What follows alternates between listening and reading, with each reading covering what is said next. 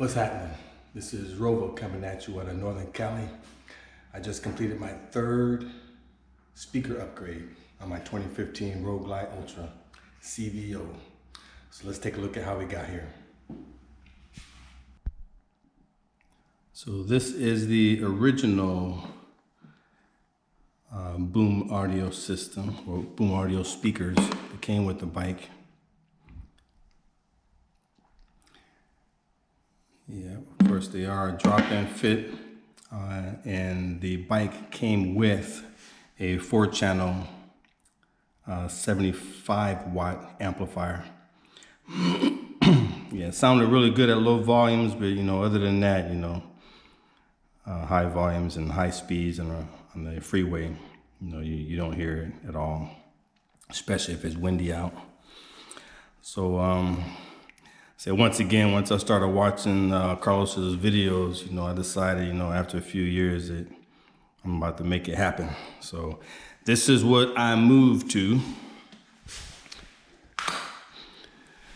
I watched the video with a 6.5-inch speaker review, and I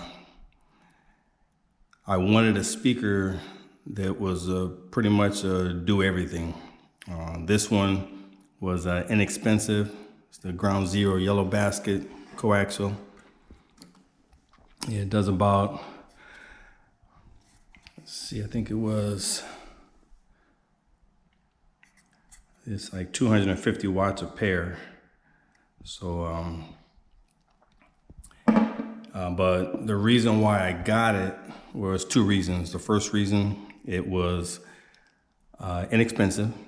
I think it was in the $300 range, something like that. And it also played down to 50 hertz. I put it in. I was totally happy with it.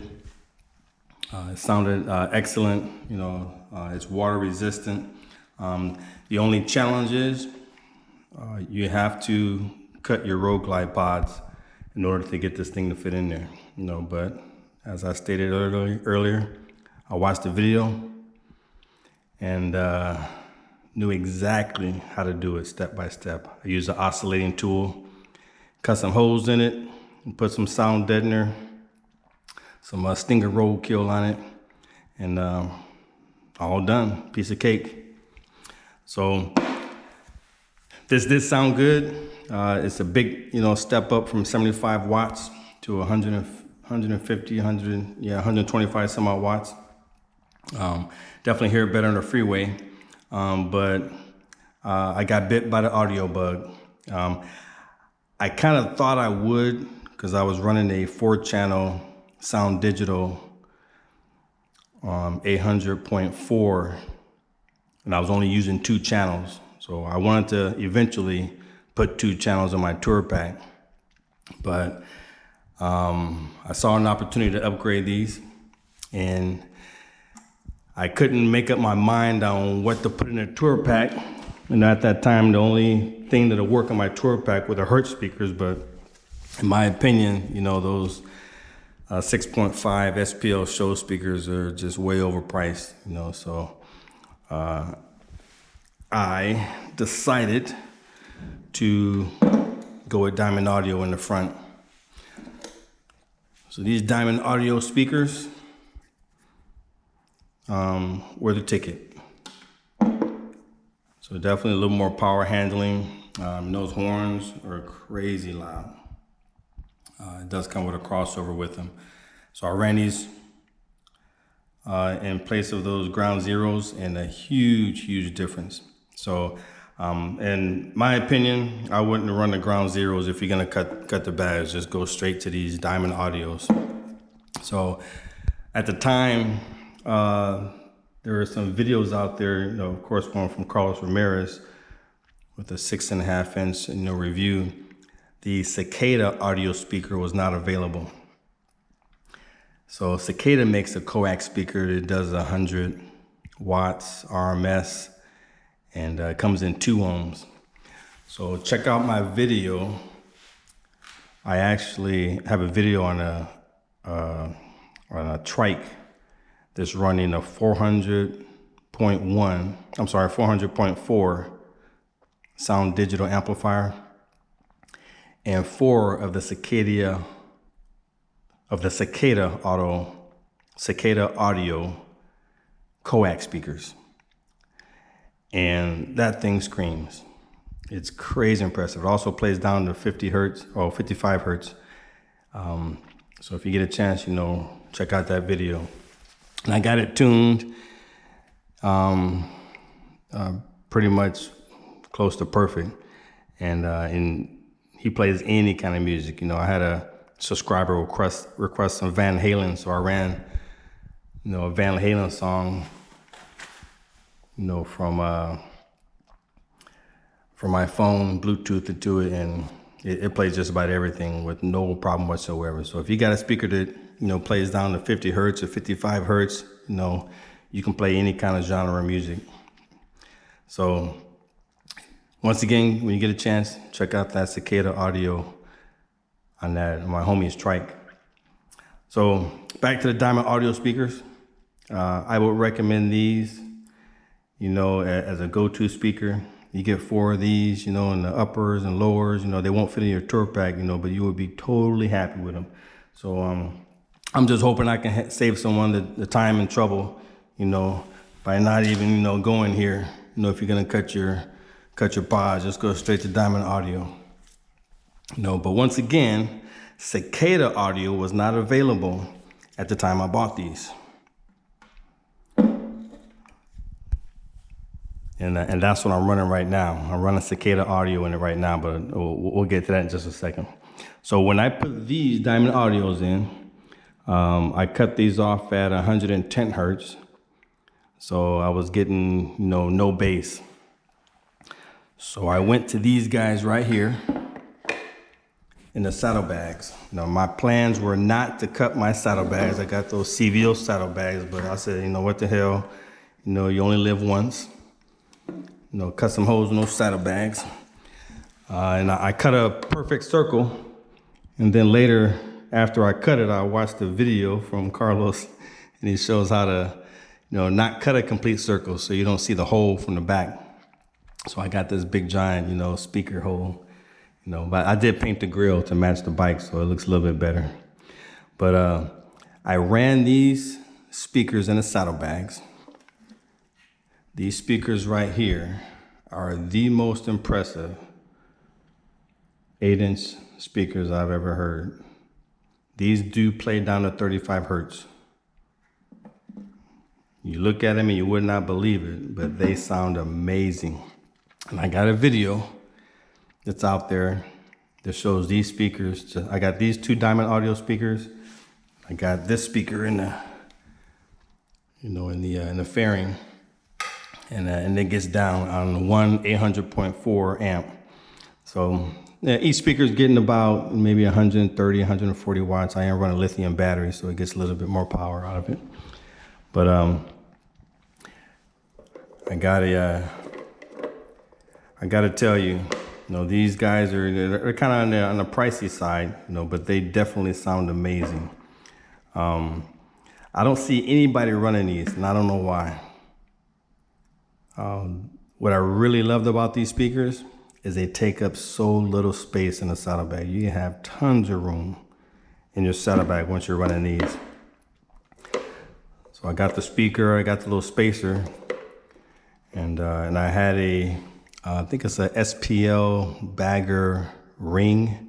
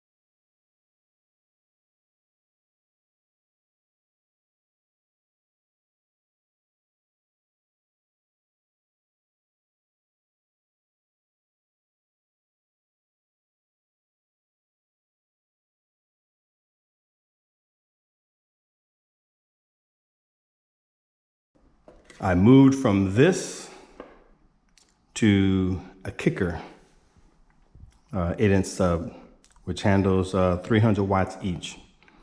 And the reason why I moved from this is because Cicada Audio came out with a speaker this exact same size, but it handles 250 watts instead of less than 140 on this one. So that meant that I can run that 800 watt amp to my two front Cicada Audio speakers. When I do that, these guys aren't gonna have enough to keep up. So I bought a second 800.1 amp to push those kicker speakers in the subs. I mean, in the saddlebags. So without further ado, I'm gonna cut to some footage of the actual bike, before I completed, right after I completed the install. So let's go. I'm working out of my shed so I can leave my bike here. It took me about 8 days, and I wanted to keep it out of the garage so it wouldn't be in the way. So these are the Cicada Audio speakers. These are at 250 watts each.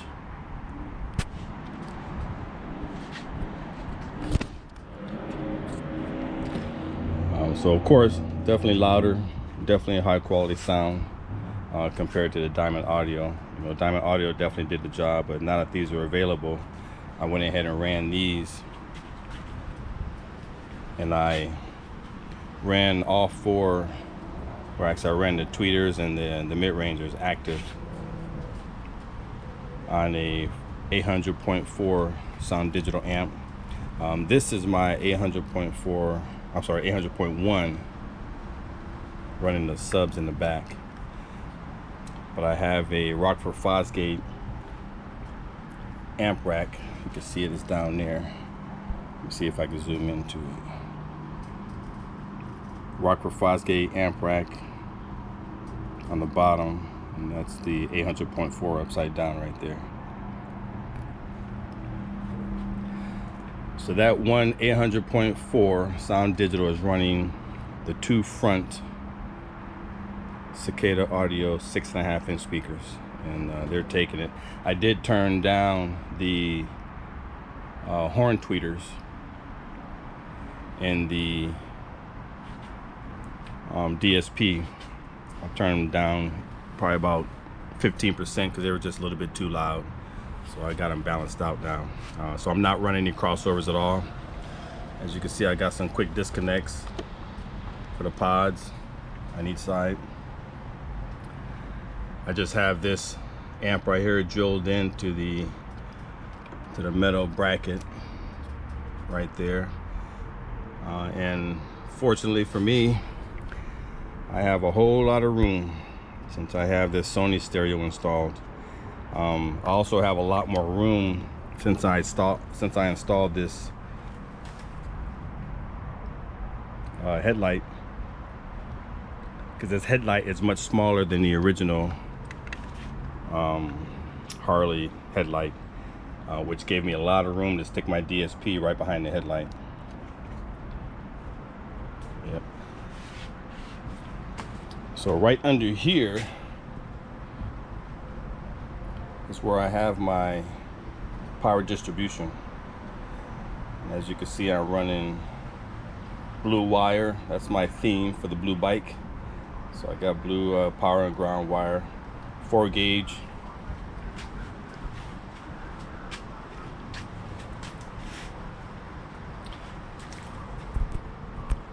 Got 4 gauge going through the neck right there.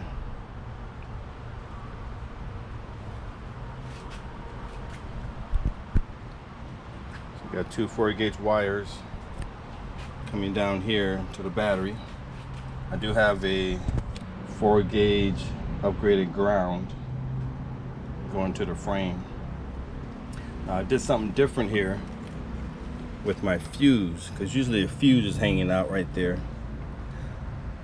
So I'm running a marine fuse It mounts directly to my battery. It's nice and neat.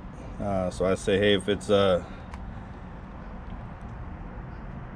works great for marine use, it's gonna work great on my bike. You know, so and obviously it works real good. I got an 80 amp fuse on that. And that's a 4-gauge wire there. So jump over to the other side. I'm also running a lithium-ion battery. Bought it on Amazon.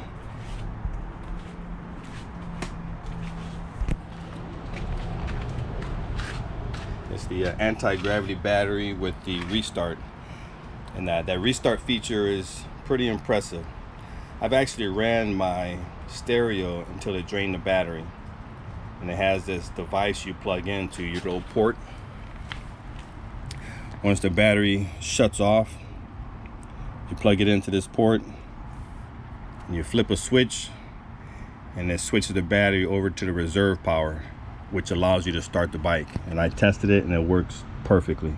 So that's an impressive battery, you know, the built-in battery management system, and then that shuts off all by itself, you know, to prevent it draining all the way to the end.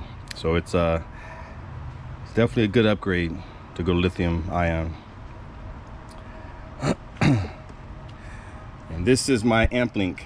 So this is where all my accessories are going into. So I have a, let's see if I can show it here. That's my center stand. So that definitely has a fuse.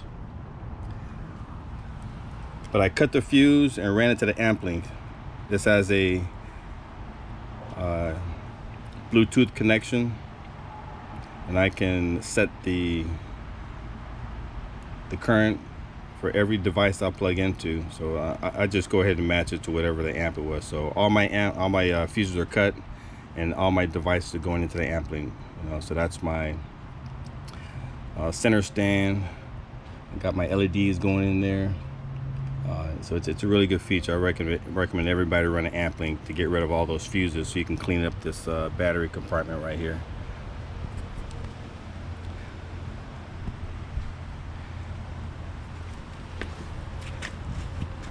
So here is the sub. It's a Kicker Comp RT. These don't require a lot of airspace, and they are actually very impressive. Yeah, they sound a lot better than the Diamond Audio 8-inch speakers I have, and they, of course, they're just a sub, so they play a lot lower and deeper and handle a lot more power. So I have that one 800.1 going to these two right here, running in parallel. These do have dual voice coils. So I got them two 4-ohm voice coils. It says it right there. So I got them running in series to create 8 ohms, and then after that I run them in parallel to the amplifier so I can get 4 ohms, because that's a 800.1 4-ohm amplifier. So as for these guys right here, disconnected, not using them at all, but they just look pretty just sitting there. So I do have a detachable tour pack, so I run it with a passenger. I throw a tour pack on. No passenger, I just run it without it. So this is it. Hope I help somebody make a decision for their next install, build, or upgrade. So if you got any questions, any comments, go ahead and hit me up. All right.